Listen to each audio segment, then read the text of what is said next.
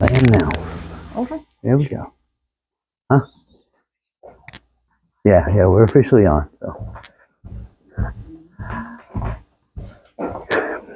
don't worry. Nobody else is seeing anything, and it doesn't pick up you guys that much out there. So you don't got to worry about it. No more than what we were already doing. So, but all right. Well, good morning. We're gonna get going right away here because I seriously went over the time last time, and I got to learn to cut off at 10:30, especially now that Robbie's not here as much to go upstairs and get everything going for me. So it kind of falls on me and her to get it going, get it up and running. So we gotta really, I gotta do better about cutting it off. So, but but I do enjoy discussion. So I want you guys to participate, encourage, say talk, say something. So, but we will get going here. Let's see if Mr. Hank rolls in a little bit late today. So he was in trouble last week because of the donuts. So we'll see. So, but so anybody heard from him since he ate that donut? Is he still okay? Yeah. You weren't here Wednesday. Wait a minute. Hold up. So, but we're going to continue on through the life of Moses today. We're going to look at chapter 3, an incident that I think if we've been in church for any length of time, we probably are all familiar with, especially if we were in church as a kid, because this is talked about a lot. But we're going to look at it from a more adult perspective today than what the kids hear and stuff. And there's nothing wrong with how we teach the kids. We teach them and stuff, but about the actual event and everything. But we're going to kind of look a little more in depth on it. That's what we're going to do with his whole life. And so last week we studied about his birth and his early life, and today we're going to find out about his calling. Okay? God is calling him now, and that's what happens at the burning bush. Is he calls them to help out. So, but okay, so we are going to do Exodus chapter 3, and we're going to start 1 through 5. Let me open up in prayer and then we'll read it. Father God, we thank you and praise you that we can come together and we can study your word and learn some things from the life of Moses and how he does what you call him to do, Lord. And Father, we just ask that we would learn from his things he did really well, and maybe also learn something from the things that he did not do so well, and maybe try to do better in our own lives, and help us to apply this to our lives. Lord, just speak through me in a powerful way, and let these words be your words, not mine. Lord, I thank you and I praise you, and I just ask this now in Jesus' name, amen. All right, so it says, now Moses was tending the flock of Jethro, his father-in-law, the priest of Midian, and he led the flock to the back of the desert and came to Horeb, the mountain of God. An angel of the Lord appeared to him in a flame of fire in the midst of a bush. So he looked, and behold, the bush was burning with fire, but the bush was not consumed. Then Moses said, I will now turn aside and see this great sight, why the bush does not burn. So when the Lord saw that he turned aside to look, God called to him from the midst of the bush and said, Moses, Moses. And he said, here I am. And he said, do not draw near this place. Take your sandals off your feet, for the place you stand is holy ground. Okay? So, what we see here, and again, this is a story that we pretty much all know. Okay? Moses is now out. He's a shepherd. He's become a shepherd. So he's had quite a fall from growing up in the palace as a grandson of Pharaoh and getting all the privileges and everything that came with being in the palace of Egypt and being raised by Pharaoh and his daughter and everything. And he's now out in the desert, in the middle of nowhere, tending and tending sheep. That's the word, sheep, and whatever else. He's a shepherd. And shepherds, we all know, shepherds were looked upon as lowly individuals. But isn't it interesting that David, what was he? What was David? A shepherd boy. Who did the angels announce Jesus' birth to? Shepherds. While the world looks at them as you're just a lowly shepherd, God sees the value in the heart and knows the individual and doesn't look upon class schemes or anything like that or whatever. And so if we look at people with the eyes of God, then we shouldn't see people as, oh, you're just a lowly, whatever their job is that we might think is not as good as, being a doctor or a lawyer or big time scientist, astronaut thing or, whatever. And so we need to look with God's eyes and see, because we don't see a whole lot of times where God called the proud, God called the ones that were high. But what were the disciples? Fishermen mostly, right? That was another profession that was looked upon. That was Matthew. Matthew was a tax collector. They were hated. Right? God calls people out of their to serve Him, no matter what they're doing. Look at Paul. Yeah, right. Look at Paul. Paul was the one of the high-ranking Pharisees and whatever, but he brought him down. Brought him down low so much that now the Pharisees wanted to kill him and everything. And it's kind of interesting that here, as we said last week, Moses' life is broken up in 3 40-year segments. He lived 120 years, and it was about 3 each segment of his life that we see outlined here is 40 years. 40 years before from his birth to when he killed the Egyptian and buried him in the sand for beating a Hebrew servant, and fled Egypt because Pharaoh wanted to kill him at that point. His grandfather wanted to kill him. Loving grandfather. And everything. And I get doing something wrong, but still. And then, so that was 40 years. Okay. Then he goes out to Midian, marries priests of the daughters of the priests of Midian, the priest of Midian, and ends up staying with them. And he's tending the sheep and tending the flock of him. He's a lowly shepherd. He's not well known, high in the, just okay. That's another 40 years. So now, at this point, Moses is about 80 years old when he sees the burning bush. He lived 80 years, and now God's calling him to go do something incredible.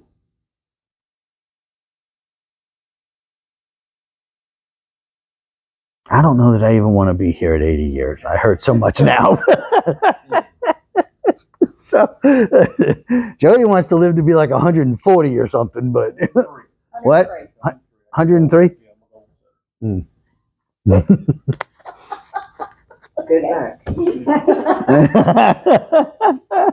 So, but we know that we all have that time and it's appointed or whatever and stuff. But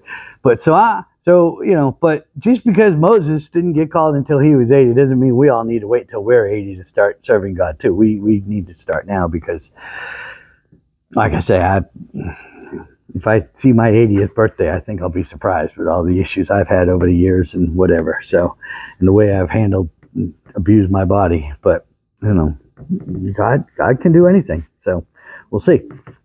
But yeah. So he's 80 years old now, and he sees he sees this interesting sight. You guys think that, what would you guys have thought if you had seen this bush just on fire? I would have investigated, but I don't know how close I would have got. Okay. You don't mention.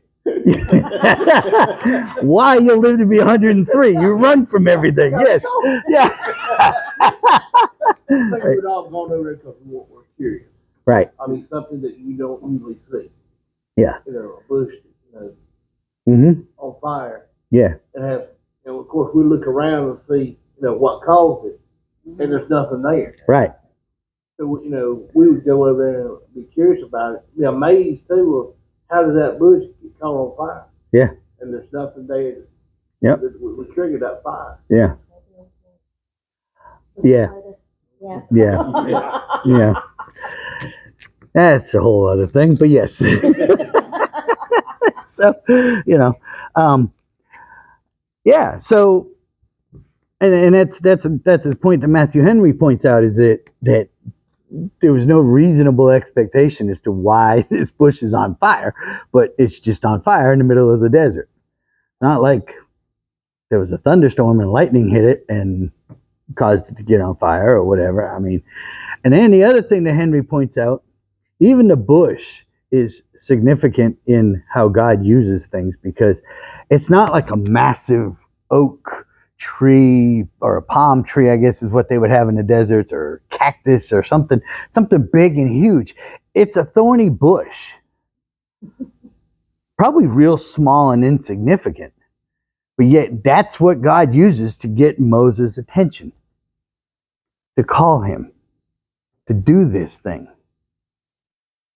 And so, even that he points out is something to really take notice of, and to see that, how God, and God can fully will call a king or call somebody, or he used a whale in Jonah's case.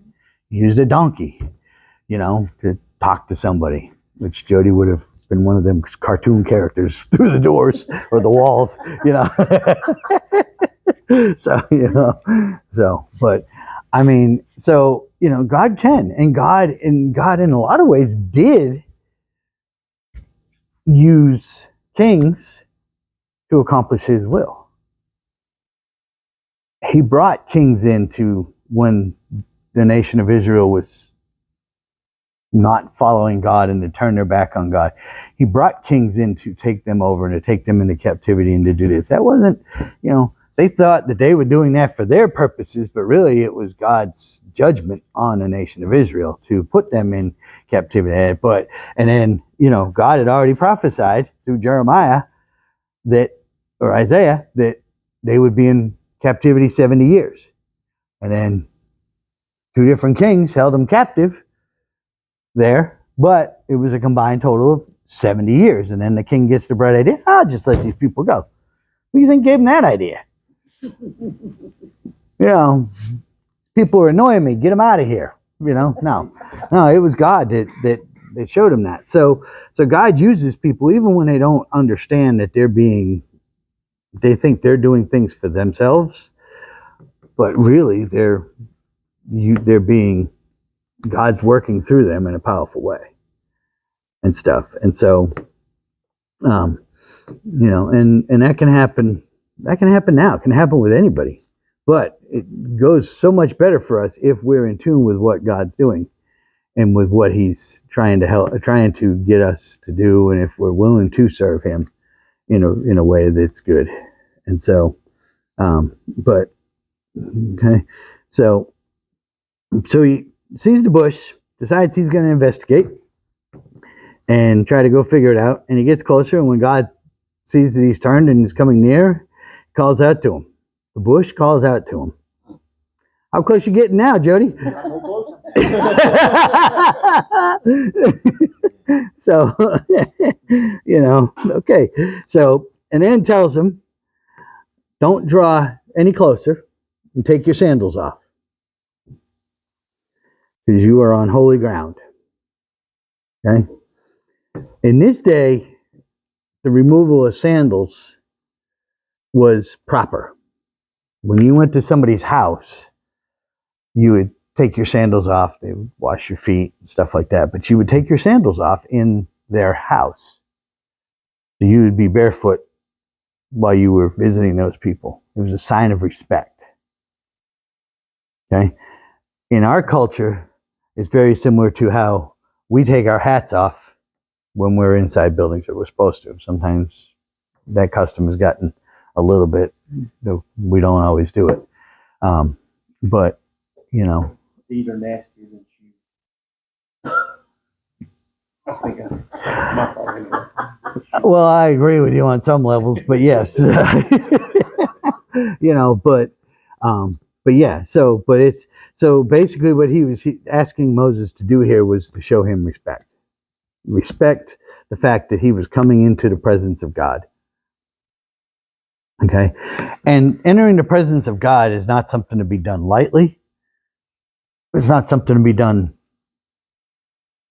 hurriedly, in a rush and whatever. I know sometimes in our lives we get busy and we're like, I don't have a whole lot of time to pray, so we just fire off some quick prayer and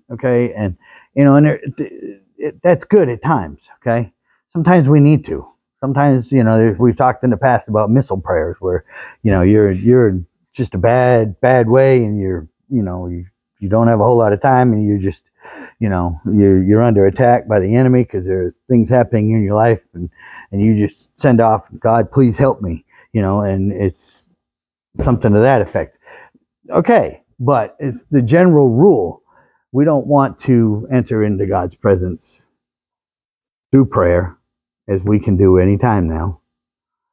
We don't want to enter in lightly. We don't want to enter in rashly. We want to enter in with respect. And we want to know that we're giving God the proper respect that we should. And that's a lot of what he's saying here. Right? And then Tony Evans put it this way in his commentary, that he told Moses to take his sandals off because that was holy ground and he did not want anything between him and Moses. We should not allow anything to come between us and God when we're entering his presence. Okay? He didn't even want a 1/8 inch of a sole from his sandal to be between him and between God and Moses. I never thought about that, but Adam and Eve's naked in the garden when they're in good with God. Yep. And when they sin, then they close. I never thought about that. Yep. So valid point. Exactly. So, and so yeah, so we're, we need to have reverence for God and when we enter into his prayer, into his presence and everything. And so and Jesus taught us, this is how you pray. This is how what you do. How you enter into my presence, into the presence of my Father, basically, and stuff. So, all right. Any questions, thoughts, comments about what we've talked about so far? The bush being unique, because you're right, Woody. I didn't go further with it, but there was no logical reason for that bush to be on fire. Science would have a hard time explaining that one. You go back and you say, why a shepherd? You think about it. A shepherd attends flock. Mm-hmm. And keep an eye over the flock. Mm-hmm. During the evening and stuff like that. Mm-hmm. Well, be a perfect person to go and have him go and take care of God's people because he's already taken care of the flock. Yep. The flock is used, thought about it as God's people. Yeah, exactly. He's already overlooking things to make sure they're fine. Yeah, yeah. And Jesus was called the Great Shepherd. He's our Great Shepherd. So yeah, so you're right. It's the fact he did call shepherds. And the other thing that I'll say it was Henry pointed out is that sometimes when we're out in the middle of our desert, whatever it is, by ourselves, that's when God can get our attention.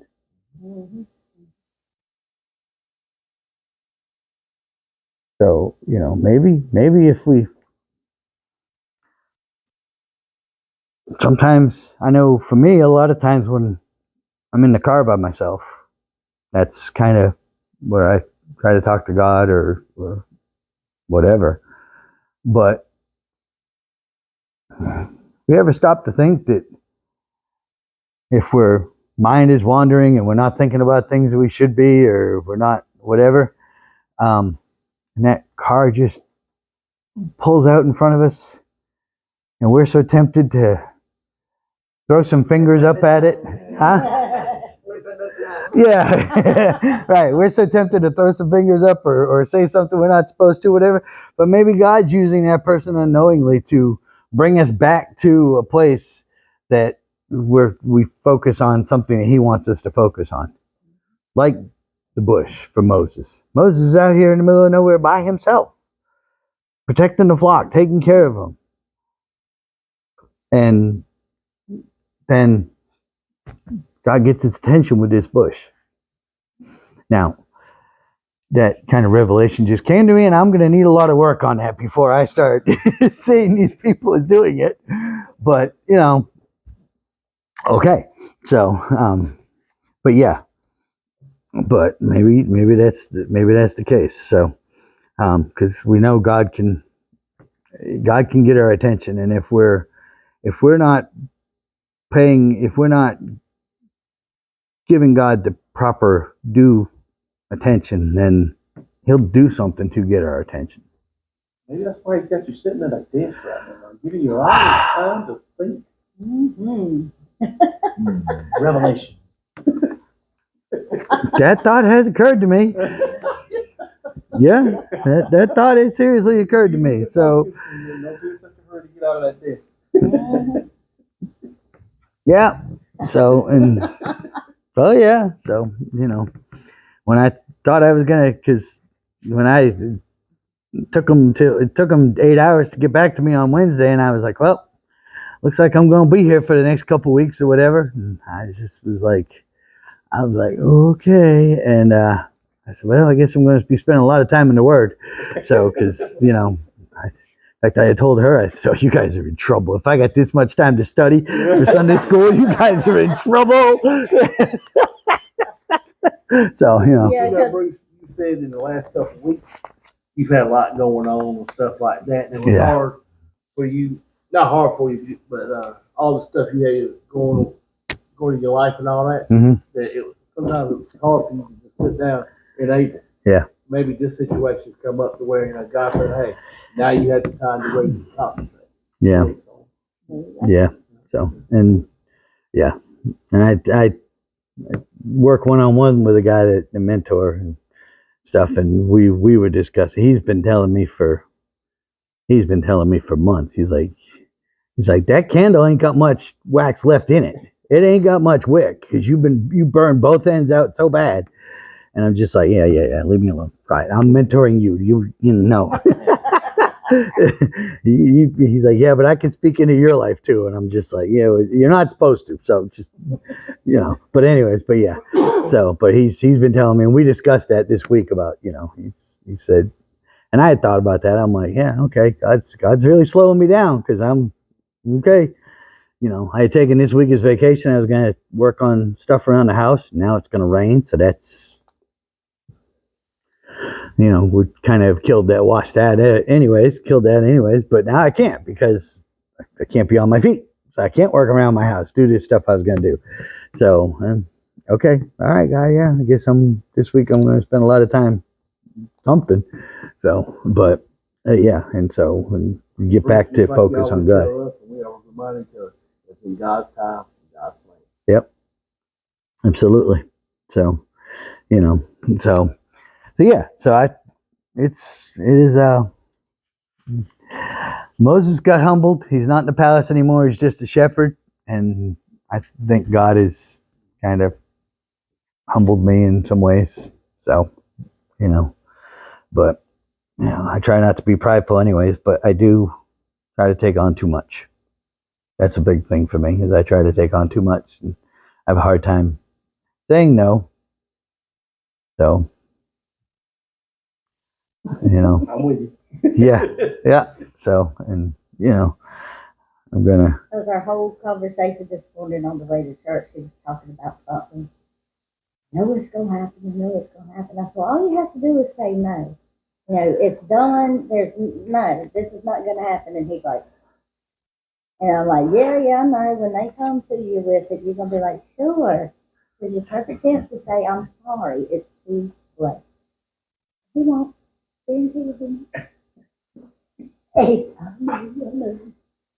It's the easiest thing to say, but the hardest thing to do. That's Yeah. the same. Yep.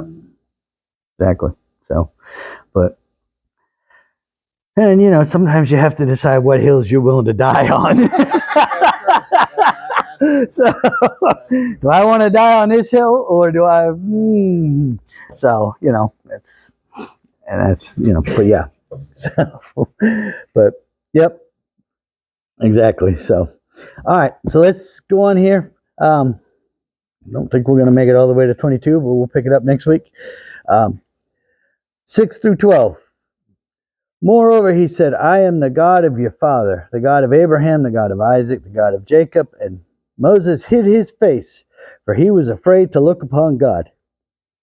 And the Lord said, I have surely seen the oppression of my people who are in Egypt, and have heard their cry because of their taskmasters, for I know their sorrows. So I have come down to deliver them out of the hand of the Egyptians, and to bring them up from the land to a good and large land, to a land flowing with milk and honey, to a place of the Canaanites and the Hittites and the Amorites and the Perizzites and the Hivites and the Jebusites.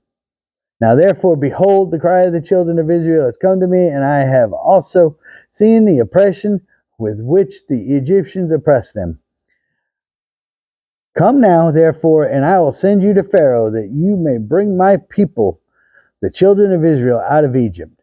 But Moses said to God, who am I that I should go to Pharaoh, and that I should bring the children out of Egypt, children of Israel out of Egypt? So he said, I will certainly be with you, and this shall be a sign to you that I have sent you. You will have, when you have brought the people out of Egypt, you shall serve God on this mountain. All right. So we all kind of know where Egypt is. Okay. Egypt is the corner of Africa up there near Saudi Arabia. Not, Midian, where he was like over way like what would be below Iraq and Iran, further past that down there. What's called that now. I don't know if that gets into Turkey now down there or not. I'm not sure. But it's a good ways. When Moses fled Egypt, he fled. He took off, kind of like Jody, gone. So but so Jody's just trying to figure out how he can do that Philip thing.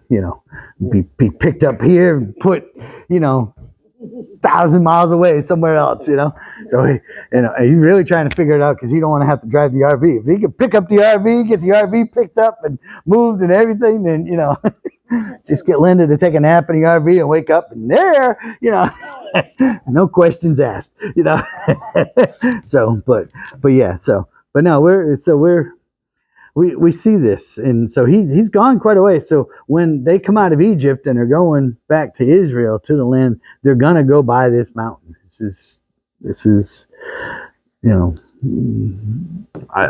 somehow on the way. I guess this mountain that he was at, apparently he took the flocks quite a ways. It's desert, so he probably has to take the flocks quite a way to find food for them to eat and stuff. And so, but so he's on the mountain of God here, and that's this mountain is going to play a lot in the next books, the life of Moses, and I think it also plays a lot in future end times as well. So Horeb, or it's also called Sinai, and so we'll see, but so yeah, so he's telling them that they will worship here, okay? But so God's telling Moses, to go. He's telling him what he wants him to do. Right? But he promises Moses that he's going to be with him to help him. Because Moses has a concern. And would this be our concern? God comes to us and says, I want you to lead all of my people out of this land where they're being abused and bring them into a land that I have promised to your forefathers. Now there's like over 1 million of them now. Right? He's fled from them, or from Egypt, because he stood up for them. And now, in Moses' mind, he's like, well, why didn't you have me do this when I was in the palace? I could have done this a whole lot easier in the palace. Right? Wouldn't we think that? And when I'm 40, not 8. Right. That too. So He's asking to have a comfort zone. So now he's Yeah. fled that. Now he's just been just attending flock, flocks of sheep, the shepherd, Right. attending that, a peaceful area, Yeah. not having to deal with all this. Now he's asking to do this enormous task. yeah, exactly. His blood pressure has probably dropped dramatically down because his stress level has gone way down because he's not in the palace and not, trying to deal with both worlds of being a Hebrew in the Egyptian palace and whatever and stuff. I mean, I'm sure there was a lot of stress and a lot of stuff that he had to deal with that ain't cool. And I know when I changed jobs from one job to another a few years ago, my blood pressure went from borderline high. Sometimes they're having to give me more and more medication to keep it borderline, to now they're like, okay, that's great. How are you getting that? Well, my stress level is a whole lot less than it was several years ago. And the job and some other things, contribute to that. And so for Moses, you're probably right. It's, he's out here. Yes, he sees himself as just a humble shepherd, not worth anything or not worth a whole lot in the world's eyes. But also now he's going to be stressed right out. And we're going to see that as we look at his life. We know about some of the things, because these people were whining and complaining about everything. And he got frustrated and committed a sin that kept him from the promised land because he stepped away from what God told him to do and did his own thing. And so we'll see that. That's way down the road though. But yeah, so you're right. We're going to see next week, he comes up with every plausible excuse he can come up with to tell God no. Trying to tell God no. And well, you said. Easiest thing to do, the hardest thing, easy thing to say, hardest thing to do. Right, but do you really want to tell God no? So, but have we told God no in our lives? Yeah. Yeah. But like I said, but what I'm saying is, when somebody asks you to get out of your comfort zone, Yeah. but somebody who you look up to or you care, whether the Lord, Yeah. or someone in your family that that asks you, that means a lot to you. Yeah. Yeah. It's the easiest thing to say, but the hardest thing. Mm-hmm. Like when we didn't have a pastor, Richard Knight called me a couple of times and asked me to do something that was extremely out of my comfort zone. Way out of my comfort zone. But Richard Knight is one of those guys that 99 times out of 100, I'm not going to tell him no. And God should be the 100 times out of 100, we don't tell him no. So. Oh, okay. So. Back on those no's, they were not a good idea. Yeah, exactly. Put a little more thought into that before it just popped out. No. Yeah, exactly. So, and so we'll see next week. We'll pick up in verse 13 next week and try to get into chapter 4. Because really chapter 3 and 4 go together, but I knew I wasn't going to get through all of it today. So I did 3 today. We didn't even make it through that, but it's okay. We got time. We're gonna get as far as we can, and if we don't make it through the end before Jesus returns, then we'll get the rest of the story in heaven.